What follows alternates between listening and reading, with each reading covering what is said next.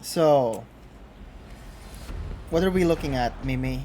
Oh, I'm still chewing on that chicharap, but Snivs here with a Taurus. A Tauros, Glimora, King Gambit, and Basculation. This is just Glimora is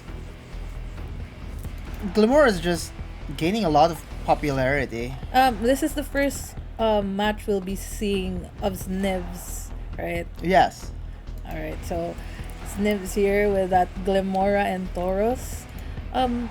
Mega Glimora this time. So Snivs. No, chose- it's Focus Sash Glimora.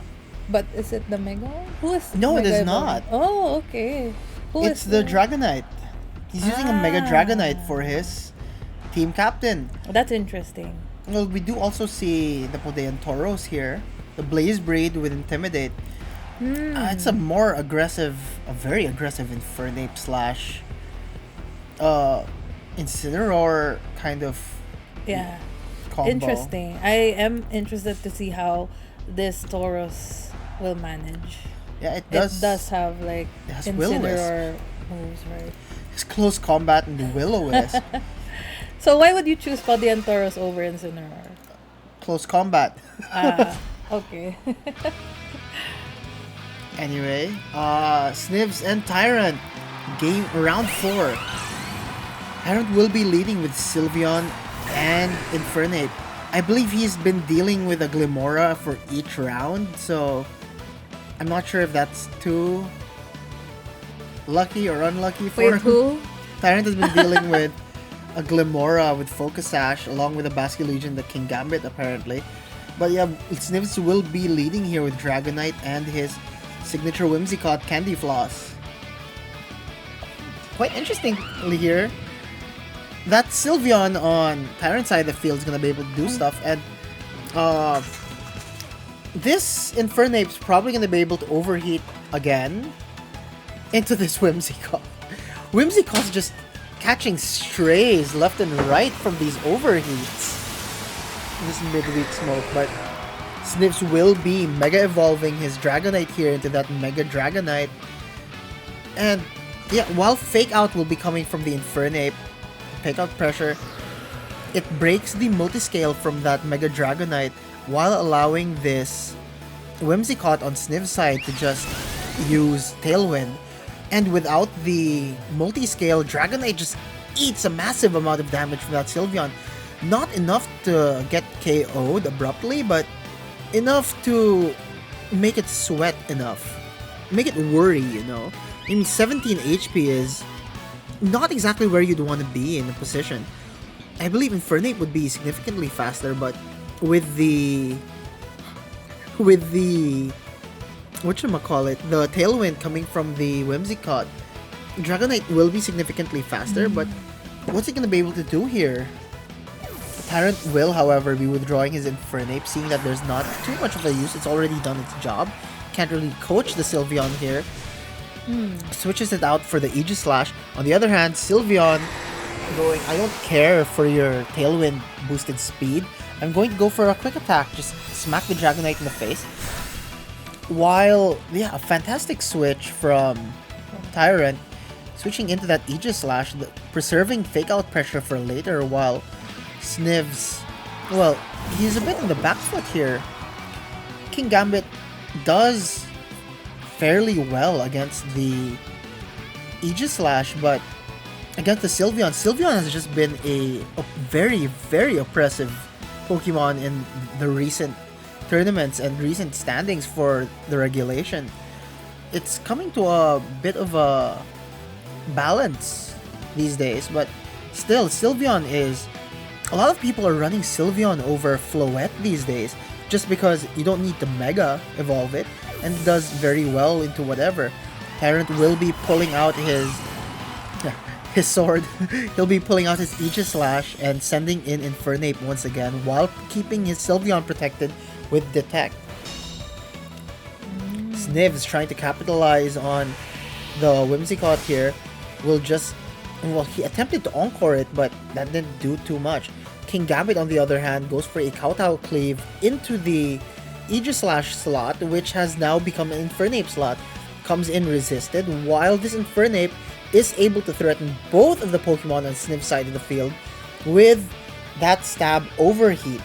Let me double check the sheets real quick, but I believe this Infernape also has...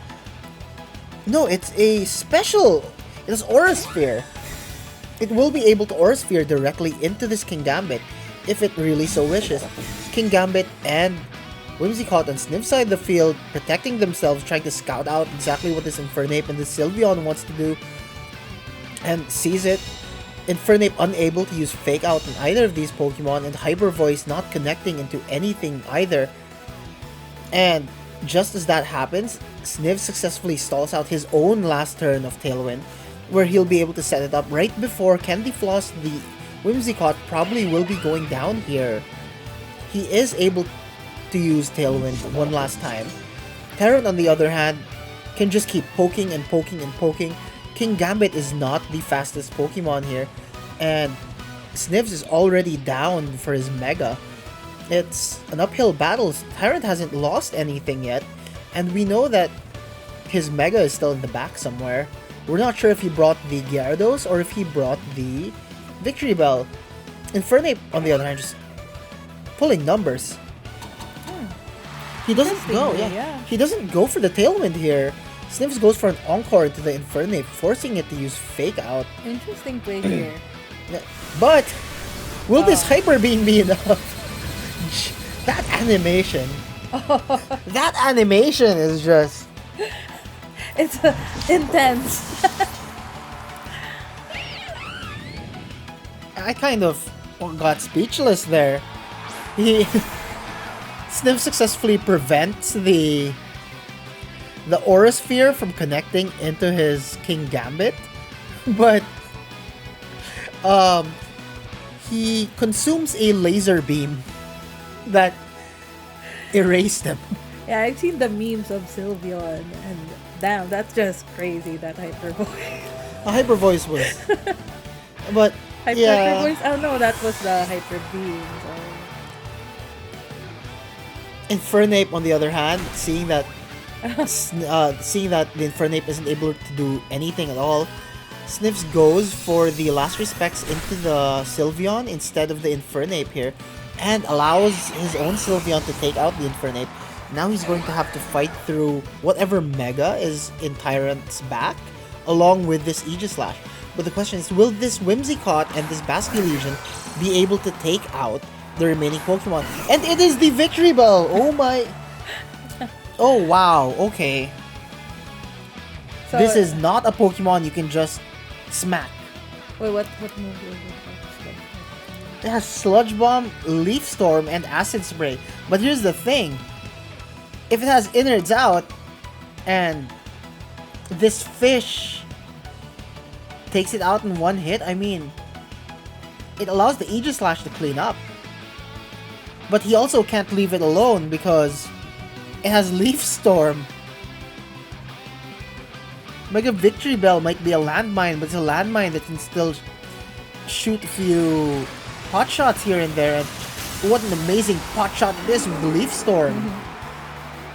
And it's a blob. That's a funny guy. Oh. Okay. Last respects will be going into the Victory Bell, and we will be seeing the Innards Out damage straight into that. Oh wow, that looked like it hurt immensely. Snivs here trying to predict the King's Shield. Tried to predict the King's Shield earlier, but it fails. Tried to Encore into the Aegislash, but sadly it did not go for the King's Shield. So the last Pokemon for these two players, Aegislash versus Aegislash and Whimsicott. Snivs here trying to, probably thinking about what he can do for game 2 here. There's not much this Whimsicott can do against this Aegislash.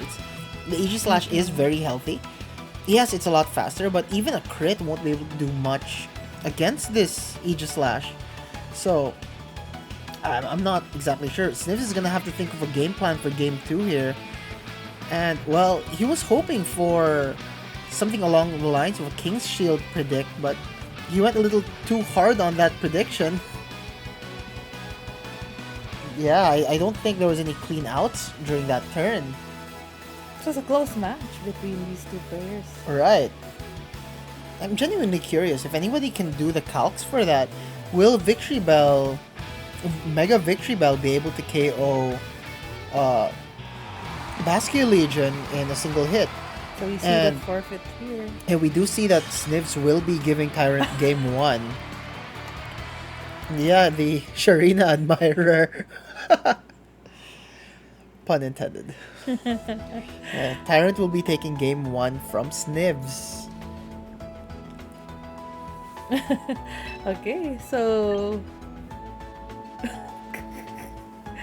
we will be going into game 2. We will see how Znivs will be adjusting. Yeah, we'll have to see how Znivs adjusts for this game 2. But it seems that Sylveon was MVP last round. Sylveon just did numbers there. Now I want to try to bring a Sylveon. And it's cute too. You know Sylveon does work in a Trick Room team. Then that will be one of the options. So, let's see here. I'm genuinely curious how both these players are going to adjust, but it seems like as long as Tyrant leads Infernape, it is just such an oppressive force. And it is a special Infernape. Right, from what you said earlier. Yeah, it doesn't have close combat, however it does have Aura Sphere and Overheat, which is probably enough of what it needs, honestly. Overheat, then the coaching, right? Yeah, it has coaching. And fake out. Fake out. It doesn't have anything to protect itself with, but then I don't think it cares all that much. It just enables so much on its own team. Tyrant gave this team a lot of thought, I suppose, but yeah, the Infernape was an incredible adjustment. It's not all too common. Maybe it's because I used to use Infernape a lot in previous generations, but I've always used it physically. But I know that the stats on Infernape are fairly equal. Again, I want to know what kind of adjustments both these players are going to do. Both these trainers are going to do for the game 2.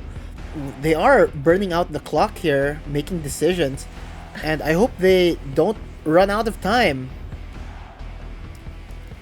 And at the very last second, that's it. So again, game 2. Game 2 here. And we will be seeing the Infernape and the Sylveon from Tyrant side of the field once more. But on Zniv's side of the field, we will have the Tauros and the Basque Legion. Now, the Basque Legion is... I mean, it's not going to get hit by Fake Out, so if Tyrant does want to use Fake Out here, it's going to have to go straight into the Tauros. And it does resist the Overheat, but not the Aura Sphere. And it's not like Tyrant exactly wants to coach into the Sylveon. Sylveon, however, with the Hyper Beam... This is a interesting turn of events for turn 1. Sniv's made a pretty good adjustment, I'd like to believe, with the Tauros. But the Intimidate doesn't really account for much since, again, this is a very special-oriented Infernape. So, we will be seeing Snivs swapping his Tauros out for that Glimmora. And Flip Turn from his Fish will be going into the Infernape, bringing it down all the way to its Focus Sash. But the real question is, who is he going to bring in? We remember it from game 1 that Fake Out into the Hyper Voice just demolished his Dragonite. Not exactly a position you want your Mega to be in. So I imagine he's gonna have to want to send out his Tauros here. But I don't think he has much for speed control. The Tauros, yeah, you're right. He does send the Tauros back out, and yeah, while it does get a second Intimidate, it doesn't exactly do too much. Aura Sphere into the Glimmora doesn't do all too much. Resisted by the Tauros will be it's neutral rather, not resisted. Same with the Glimmora. Glimmora will be resisting that Hyper Voice, but we know that the Sylveon is a lot slower, but what's this Glamora gonna do here? As much as I'd love to predict what the Glamora is gonna be able to do, it's a little unhealthy in this position. But so is the Infernape, and the Infernape is fast. Infernape is a fast Pokemon. I believe 108 speed. Tauros, on the other hand, I'm not too sure what the base speed of Tauros is exactly, but I know Tauros is not slow. So in this, is Sylveon the slowest of these Pokemon? It did go last turn, right? Yes. Yeah, so yeah, Glamora will be using Spiky Shield here, trying to protect itself, but if I recall properly, Tauros should be slightly slower than Infernape. Aura Sphere coming from the Infernape into the Tauros, but yeah, Flare Blitz into the Infernape from the Tauros, but again, this Sylveon, we saw how much damage it did in the previous turn with just Hyper Voice.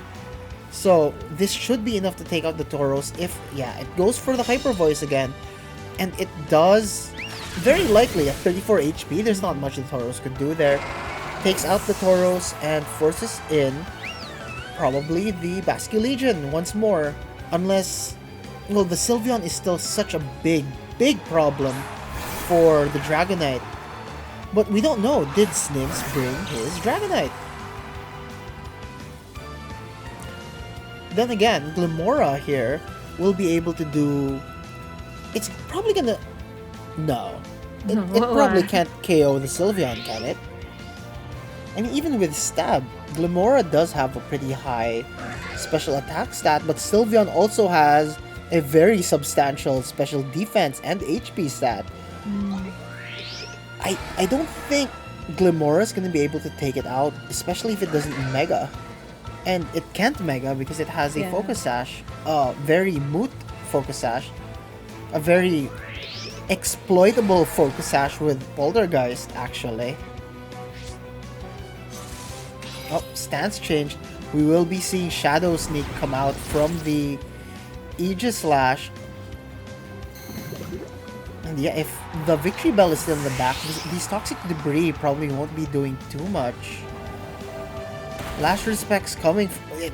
Apparently a single boost from Last Respects was more than enough. So it seems it was the Basculegion that took out that Sylveon. Right. But we will be seeing again this combo. Both players in fairly solid positions here. I mean, backs against the wall. Both players are going to have to manage this the best of their ability. The Aegislash will be able to KO the fish here with very minimal issues, but the fish will also be able to KO this Aegislash with very minimal issues, provided, you know, it gets a hit in properly. So the mind games are going to be a lot interesting this turn. Vince, if I'm not mistaken, would Basculegion be first? Yeah, Basculegion should be going first unless this Aegislash also goes for another Shadow Sneak, or if it goes for a King's Shield. We will be seeing Znivs Mega Evolve his Dragonite here into Mega Dragonite. Will Francis be... Yes, he is. He is going to Mega Evolve his own Victory Bell as well into Mega Victory Bell. The real question here is Znivs going to KO this Victory Bell just like last time? No, it goes for the Protect here. And I imagine this Aegislash, yeah, it goes for the King's Shield. There will be two Protects coming in from Francis's side of the field, Tyrant's side. Last Respects hits into who? Into the Victory Bell.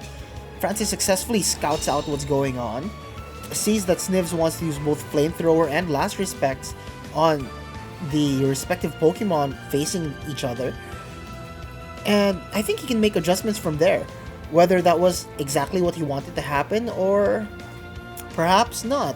Oh, what's this? What's this Basculegion scarf? Yes, this Basculegion is... Wait, I'll have to double check. Was this a Scarf Basculegion? This Basculegion is in fact, yes, Scarf. So, ooh, okay. It goes for the Last Respects into the Aegislash, but the Kasib Berry and Aegislash just being Aegislash. So it seems Znivs here went for the doubled up on that Aegislash. Yeah, so Sludge Bomb coming from the Victory Bell here. But, well, this fish is gonna be able to take out that Victory Bell, I believe, just like we already see it from Game time. 1. Last Respects will be able to KO into the Victory Bell, but Dragonite here still has Flamethrower, and Victory Bell doesn't exactly have the highest HP, but 155 damage is 155 damage. Crazy. But that's not gonna matter too much if that's the very last thing and your opponent still has 2 Pokemon in the field. So this has been an incredible back and forth. Znivs made a very good adjustment for Game 2 here. Francis, I believe, will be making another adjustment himself. So we're heading into Game 3. both these players are... Very nice end game there from Znivs with the Basculegion that could just take out both that Aegis Slash and that Victory Bell, right, Vince? Actually, yeah, Znivs managed to identify very well there that he probably wants to keep his Basculegion in the back just in case to deal with the Victory Bell. But then, we don't know. Maybe Francis is gonna bring his Gyarados from here on out. And Gyarados probably gonna want to have a little more fun against that Glimmora. I'm very interested to see how this will turn out. Last game, we saw that Basculegion like attack into that Infernape, bringing it into 1 HP. So I wonder how Znivs will do his starting team or His leads. Yes. this round, as well as Tyrant, knowing that Znivs might be going for the same if he will be bringing out that Infernape. Well, we'll find out now. The third game is about to start. Let's see how the adjustments will be made. And yeah, like I mentioned earlier, perhaps he's gonna not bring the Victory Bell this time around. But, well, the Infernape there, just doing Infernape things as usual, he's gonna have to... I mean, he could just go straight for the Aura Sphere if he doesn't, so... Aura Sphere on what would... No, he can go for the Aura Sphere straight into the King Gambit if, you know. Fake Out is always an option, but then King Gambit is slow. Right. But with that boost, I mean, a single Aura Sphere should seal the deal here. Times 4 damage is still times 4. But that leaves the Basculegion to do Basculegion things, which allows this Gyarados to crunch into the Basculegion. I mean, that's the most direct thing that can happen here. But we know that Francis probably wants to boost this Gyarados before committing to any attacks. It can also protect here and then just receive a coaching boost. Yes, but we saw how the Basculegion might be able to again support Vince Znivs' team. Yeah. Oh. So yeah, we do see the Sucker Punch coming in, but we're not exactly sure who it targeted. Flip Turn will be hitting the Infernape, bringing it down to pretty low HP. The Intimidate from the Gyarados was just enough to allow that Infernape to survive. But Znivs will be pivoting in his Tauros, doing his own Intimidate. But yeah, we will be seeing coaching here coming from Francis, going for a very high risk, high reward play here. And a Dragon Dance just completely boosting this. Like I said earlier, he probably didn't want to commit directly into a move just yet. And Znivs is playing a very physical game here. The only special attackers he has is in the back, probably is his Dragonite. And I'm not too sure if he wants to bring out his Dragonite just yet to take out this Gyarados. On the other hand, King Gambit is extremely threatened by that Infernape. And yeah, he is. Znivs will be pulling out his King Gambit here and sending in the Dragonite. Gyarados, on the other hand, on Francis' side, will be protecting, and there's a good chance he's going to receive yet another coaching from that Infernape. I mean, we've seen last time, Vince, that he might need more than one coaching to be able to do Right. that. So, if I'm correct, a single Intimidate from the Tauros, but the Dragon Dance and the 2 coachings, this Gyarados is becoming its own Dondozo. with that increased attack, increased defense, slightly increased speed. In fact, this Gyarados might still be in a position to just go for yet another Dragon Dance. Neither of Sniv's Pokemon are fast enough to actually stop this. I mean, even if they manage to stop the Infernape at this point, the Gyarados is just preset to do whatever it wants. It can probably go for a Dragon Dance and another coaching here, if it really so wished. It's just becoming a raid boss. But yeah, I'm perhaps speaking too soon. I'm not too sure what the Dragonite has. Oh, it does have Thunderbolt, so that is still pretty darn threatening. The Gyarados goes for Earthquake, and yeah, sacrifices his own Infernape, but fails to KO the Tauros on Sniv's side of the field. This leaves the Dragonite able to just hit this Gyarados with unstopped Thunderbolt. Right, there it is. Thunderbolt taking out more than 50%, a little too much, actually.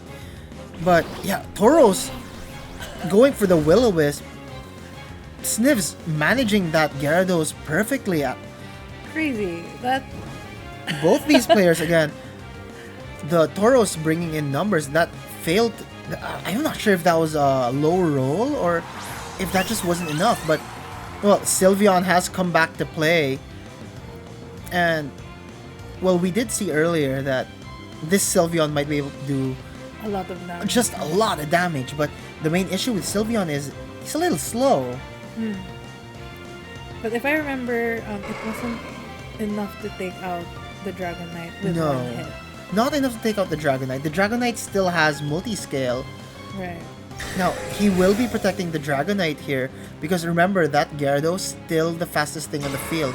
Protect will be coming from both Pokemon on Sniv's side of the field, trying to scout out what Tyrant wants to do exactly, and he will be going for the Crunch into the Hyper Voice just to try and beat out this Dragonite. That combo before did manage to take out the Dragonite, so I believe Tyrant probably...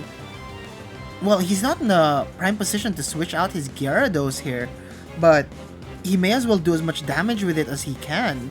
Right, with all the coaching and the Dragon Dance. Yes, but the thing is, the Sylveon is the biggest problem for Snivs on Tyrant's side of the field.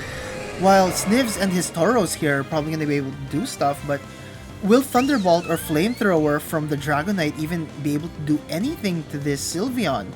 Now we know that the Paldean, the Blaze Breed Tauros here will be able to Flare Blitz into the Sylveon, but yeah, Crunch here, critical hit, probably wouldn't have mattered all too much. Thunderbolt will take out this Gyarados, trading a Mega for a Mega. I imagine the Tyrant will be using Hyper Voice here to take out both the... Pokemon, right? Yeah, to take out both the... Okay, close combat, interesting.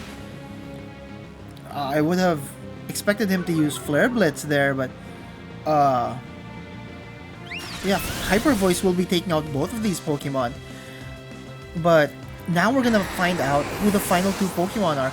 We know that King Gambit and Basculegion are the final Pokemon on Sniv's side of the field, but we also know that this Sylveon can Hyper Beam the King Gambit into the Shadow Realm. So we will be seeing the Basculegion here and the King Gambit, both rank masters. Snivs has brought these to the master rank in Scarlet and Violet. And yeah, it's going to be an interesting matchup with the Aegislash here, because I believe the Aegislash should be... It might not want a King's Shield here. If King Gambit smacks into the King's Shield and gets a attack reduction, Defiant's going to activate, and it's probably going to be free to just keep on hitting the Aegislash here with Kowtow Cleaves, but yeah, the attack coming from the Sylveon, this Basculegion's probably going to hone in on the Sylveon itself, but instead it goes for the Aegislash instead. Okay. It's taking a lot of damage. It just took that much damage, but the end game here on Francis' side probably wants to be to take out this Basculegion. And the Basculegion avoided that hit. We're so sorry, Francis. But oh, it's just he's having an Aaron trailer run from the LA Regionals. Unfortunate miss once more. That may have been his win condition to take out the Basque Legion with Poltergeist, but that's just what happens when you use a move that isn't 100% accurate. But that could have been it. That was crazy to me. Like, I was expecting that hit, but then that Basque Legion just avoided Right. Because but we're not exactly Crazy. too sure what would have happened there. So the Snivs will be taking game 3. Both players did fantastic, but well, that was just an unfortunate set of circumstances, honestly, on Francis's side, on Tyrant. But well played, both trainers. Again, I guess I'll be saying the same thing every round. Amazing plays from both players. Snivs being able to navigate that last round with that luck factor. Or no, it was because of the 90% accuracy as 90% well. accuracy, right? unfortunately, but it really does happen. I mean, remember when I first started playing Champions with that mouse hold, and my mouse hold just mouse hold. I should rename that little guy to Stevie Wonder family. Just He couldn't get any hits in. couldn't get any hits. 90% accuracy, more like it's never gonna hit. But yeah, great. That's fantastic job for both trainers, and yeah, we'll be moving on to round 5 really soon.